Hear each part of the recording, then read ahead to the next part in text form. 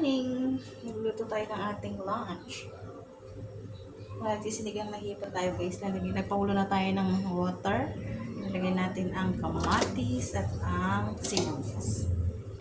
Ayan guys, papakulan muna natin. Ayan guys, kumukulo na. Nalagyan na natin yan ng seasoning at ng ating salt. Para matmanayin natin yung lasa niya. Guys, ako po ganyan po akong magsinigang na hipon. Inuhuli ko yung hipon para hindi siya masyadong malulo. Para hindi masyadong malabog yung ulo. Yung head ng hipon, ng shrimp. Kaya guys, pinahuhuli ko siya. Lulutuin ko muna lahat ng isang pot.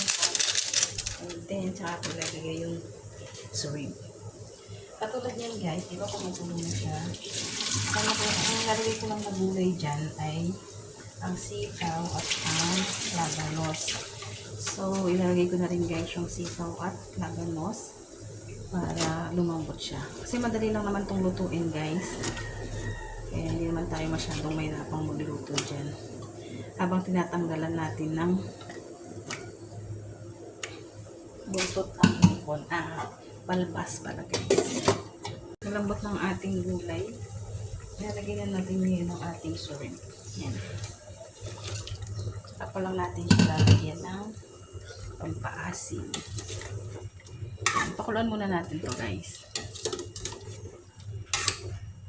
Yan. Pakuluan muna natin ng isang kulo and then natin lalagyan ng pang-asim. Ilagay natin ng ating shrimp. Lalagyan natin ng sinigang sa sampalok. Ayan, tama na muna yun guys. Tignan lang natin siya kung dadagdagan pa natin siya ng pampaasim. Boiled lang ulit natin guys. Ayan. Tignan natin ang ating shrimp. Okay na ba yung lasa?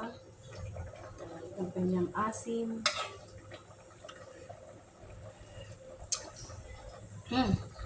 The best guys. Guys, ang ating lunch for today, ang ating sinigang na hipon, sinigang na shrimp, guys, is so yummy. Yan po, thank you for watching guys. Please follow, like, and share. Bye-bye!